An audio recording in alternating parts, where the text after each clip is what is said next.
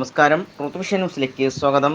കൊല്ലം കടയ്ക്കലിൽ മധ്യവയസ്കന്റെ കാൽ തല്ലിയൊടിച്ച കേസിലെ പ്രതികളിൽ ഒരാളെ കടയ്ക്കൽ പോലീസ് അറസ്റ്റ് ചെയ്തു. മർദ്ദനമേറ്റ ജോയിയുടെ ജ്യേഷ്ഠനായ ജോസാണ് പോലീസിന്റെ പിടിയിലായത്.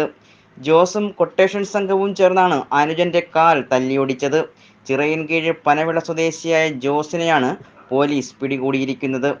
കഴിഞ്ഞ 7-ാം തീയതിയാണ് കേസിനാസ്പദമായ സംഭവം നടന്നത്. ഹാളിൽ TV കണ്ടുകൊണ്ട് കിടന്നിരുന്ന ജോയിയുടെ കാൽ ജോസും കൊട്ടേഷൻ സംഘവും ചേർന്ന് അടിച്ചൊടിക്കുകയായിരുന്നു.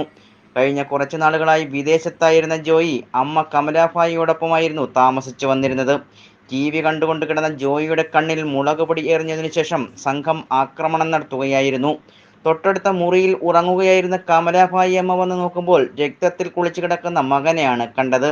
തുടർന്ന് കമലാഭായി ബന്ധുക്കളെയും അയൽക്കാരെയും വിളിച്ച് വിവരമറിയിക്കുകയും പോലീസും ബന്ധുക്കളും ചേർന്ന് ഇയാളെ ആശുപത്രിയിൽ പ്രവേശിപ്പിക്കുകയും ചെയ്തു. അനുജന്റെ കാൽ കൊട്ടേഷൻ സംഘത്തെ ഉപയോഗിച്ച് അടിച്ചൊടിച്ചതിനു ശേഷം 8-ാം തീയതി ജോസ് വിദേശത്തേക്ക് കടന്നു. ഫോറൻസിക് വിദഗ്ധർ ഉൾപ്പെടെയുള്ള സംഘം വീട്ടിൽ പരിശോധന നടത്തി.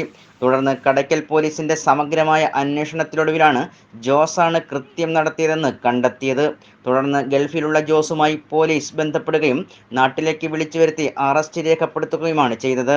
കഴിഞ്ഞ കുറേ നാളുകളായി ജോയി അമ്മയെ ഉപദ്രവിച്ചിരുന്നതായി പറയുന്നു.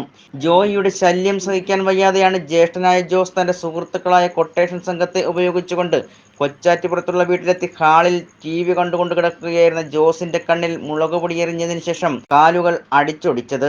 ഓടി രക്ഷപ്പെട്ട സംഘത്തിലെ ജോസ് വിദേശത്തേക്ക് കടക്കുകയായിരുന്നു.